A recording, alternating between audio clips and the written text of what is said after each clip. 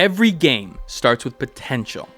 Whether it be a smaller indie game having the love poured into it for the first time, to the giant blockbuster worked on by thousands and thousands of people, each game starts with a potential for its success.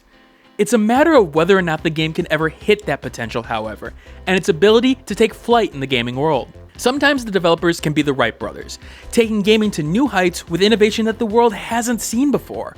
Sometimes they're amateur pilots, delivering a bit of a rocky experience, but it's still enjoyable nonetheless. And sometimes the game ends up being the Hindenburg, where the game is on the level of some of the worst aviation disasters in history.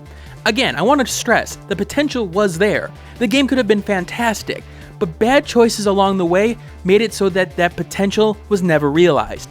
And sadly, it may have not been the game's fault in the end.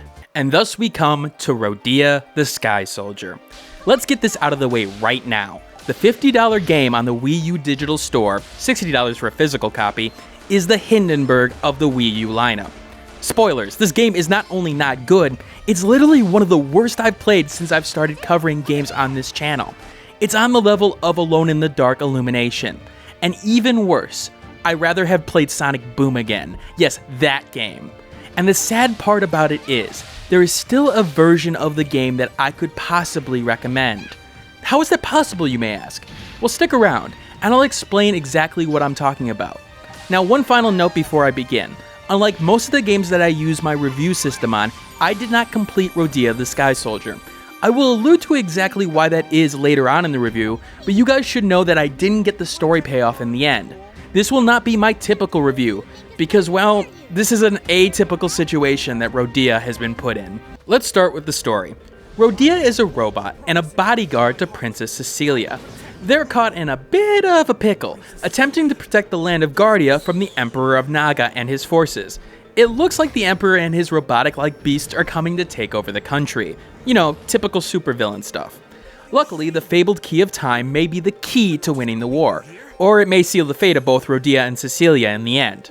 Well, Cecilia breaks the key into two, gives part of it to Rodia, and then teleports him away, because she's got magic, obviously. This unfortunately takes its toll on Rodia as he's broken in the process and ends up sleeping under the sand. Now we fast forward 1,000 years, and Rodia finds himself repaired thanks to the efforts of a spunky mechanic named Ion, and finds that the world has changed a bit. Rodia, despite being a robot, seemingly has memories that he can't access, and the story plays out as the Naga Empire is now back, and it's up to the two to protect the world from the new threat that plays out.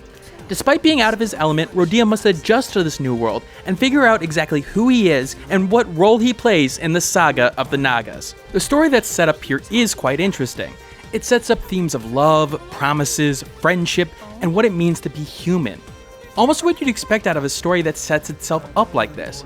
But there's nothing too different here, as while the combination of Rodia and Ion is cute on the surface, it can start to wear on you rather quickly, especially with the in-game dialogue.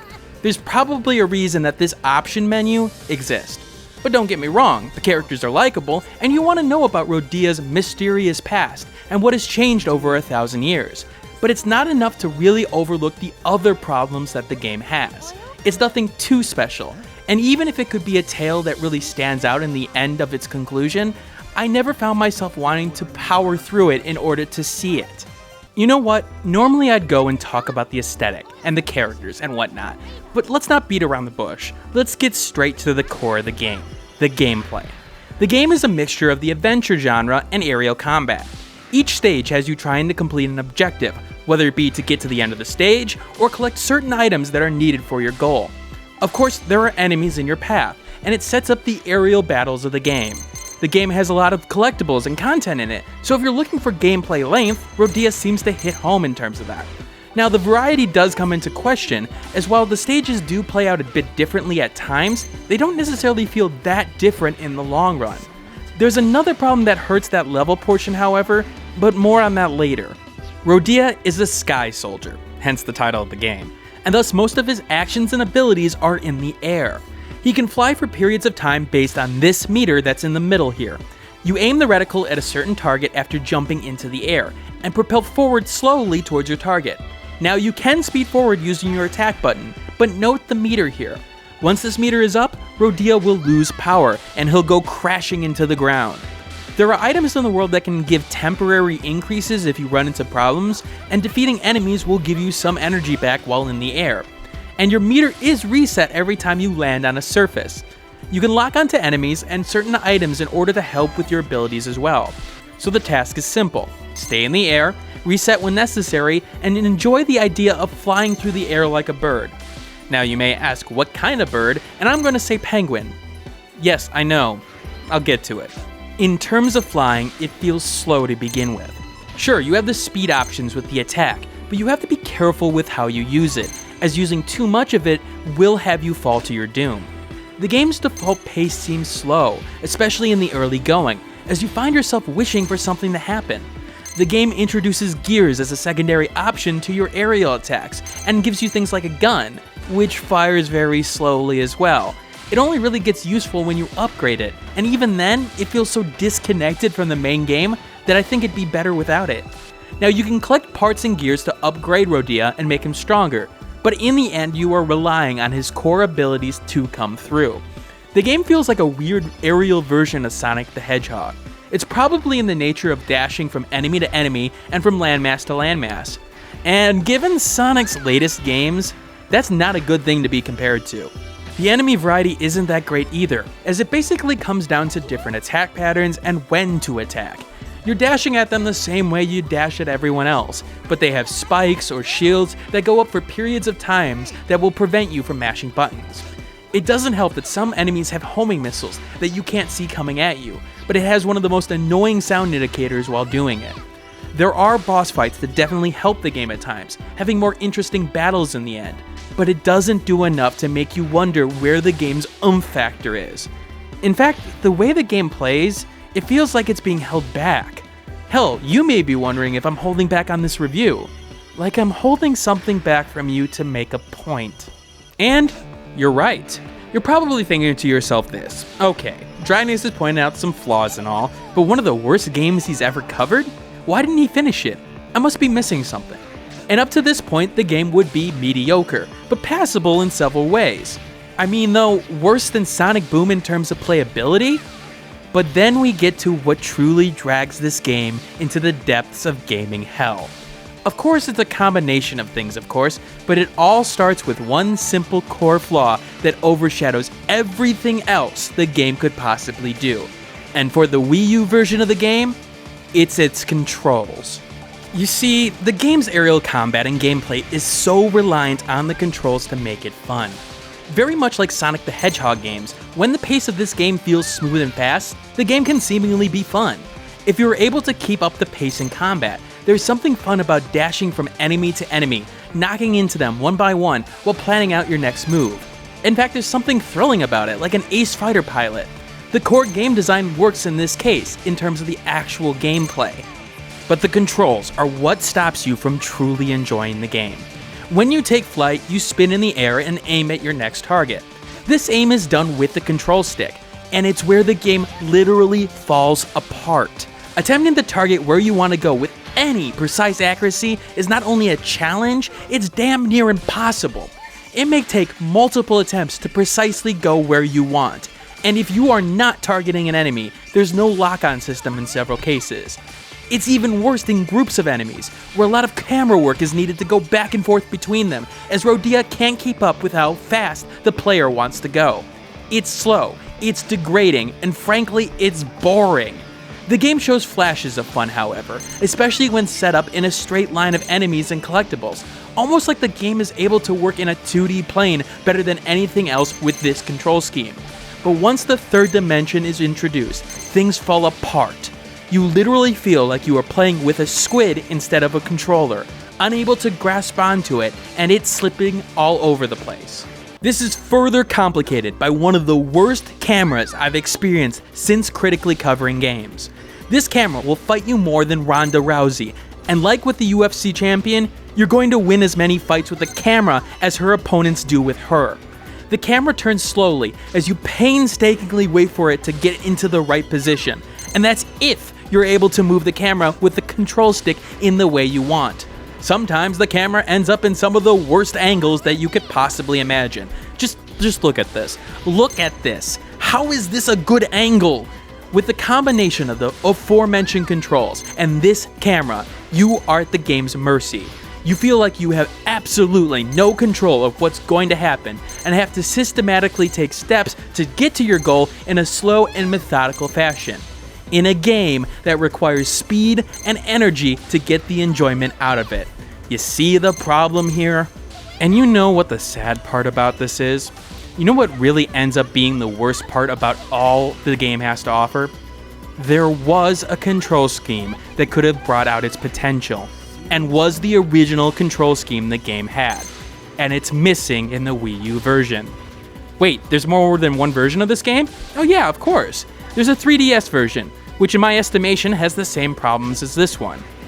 But there's one last one. There's a Wii version of the game. And here is where the crux of the problem is, and why this game has made me more angry than most of the bad games I played this year. Yes, even angrier than Alone in the Dark Illumination, even angrier than Sonic Boom last year. That angry. See, the game originally was completed in 2010. Now you may be saying to yourself, wait, how is that possible? The Wii U came out in 2012. And you're right, the game was originally a Wii game. But for some reason, for some dumb-ass reason, the publishers NIS America decided to delay the game to the Wii U and 3DS. And here's where the problems start. You see, it makes sense on the Wii. See that reticule? Imagine if you are using the Wii remote and are pointing at the screen. Now the implementation makes sense, as you're able to snap the remote to where on screen you need it precisely. It doesn't solve the camera issues, that's for sure, but with the control scheme the remote and the nunchuck had, it's a lot more conductive than the Wii U gamepad or Pro Controller ever could be. It keeps up the pace because of that, and could make a game that would be a solid experience. It was a good design in mind for the base controls, really taking advantage of what the Wii experience had to offer. But hold on, what's stopping me from using the Wii remote and nunchuck with the Wii U version? Surely that's in the game, right? Why would they take it out? And here is where the most asinine and downright retarded decision of this whole process was made. See, there is no Wii remote controls here, at least in being able to use the IR controls for pointing at the screen. You heard me right. The control scheme that makes the most sense for this game is not present here. It's most likely why Yuji Naka himself indicated that people should play the Wii version. Think about that. A game that was released for the Wii U, the 3DS, and the Wii, well technically, the developers recommending the oldest system of the three. And what's the most likely cause of the missing controls, you may ask? Well, it's rumored that the game was first ported to the 3DS, and then ported to the Wii U. It would explain why the colored buttons for the Pro Controller exist on some menus, as well as some of the poor graphics the game has, which is somehow worse than the Wii version. Don't believe me? Here's a screenshot of the two side by side. Note the weird shadow effects that the game has here.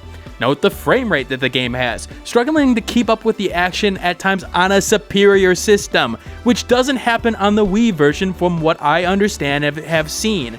To say that Rodia is out of place compared to other games on the console would be an understatement. It's just plain ugly. Okay, so why not just get the Wii version of the game then? Why don't I just recommend that? You could still play it on the Wii U thanks to backwards compatibility, and it solves all the problems, so why not? And you could probably get it a little bit cheaper, right? That'd be way too easy and would make a lot of sense. See, the problem here is that the Wii version of the game is only available in one way, in the first run of physical editions of the Wii U version. Yes, the Wii version is only available in the physical release, and that's only in the first run of copies. Now, of course, being the person that I am, I bought the digital version of the game for the sake of ease when going to review this game. My bad for taking advantage of the system in place. After the initial run, the Wii version will not be available. It'll only be a collector's item. Yes, the superior version of the game is on a limited run. And I don't blame the development team on this one. The game was scheduled to come out in 2010 and seemed like it would have been good for the Wii. No, I put the blame on the publishers here. NIS America and Kadokawa Shoten, the Japanese publisher. Now, I want to talk to them directly here. Now look, I have no idea what is going on in the halls of both of your companies, and I have no idea who made the decision to go to the Wii U and 3DS in the end. I can't tell. Part of me wonders if there's a personal grudge somewhere against the development team here. Part of me wonders if anyone within either of your companies have actually listened to Yuji Naka and why he's recommending what should be the inferior version of the game, but is in fact the best version for gamers. Part of me wonders if the person who made this decision literally has any clue of the industry that he's a part of. But you've sentenced the game with what is a unique aspect, an interesting draw in an industry that has people doing the same thing over and over and over again, and you've sentenced it to death. Your inability to answer the criticism thrown at your games or questions that the community has about it. But the fact of the matter is this, it's not the development team that should be blamed for this one. Yeah, we can blame the shoddy port, yeah, we can blame some frame rate issues on them, but not in my eyes. I put this game's failure solely on your backs. You made the decision to doom this game with the fact that you didn't even bother to put the Wii remote controls back into the Wii U version, the superior controls in every way, into the game after making a bad decision not to publish the game on the Wii at the time. Look yourselves in the mirror and realize that you have no idea what was best for the game that you were supposed to be the champion of. Rodea The Sky Soldier for the Wii U not only strips the game of its fun, but frankly is a knockoff of its former self.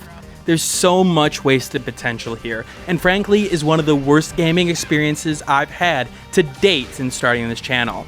Which, by the way, this may be unprofessional of me, and this may be completely off the rails, but I have to say something about this in this review.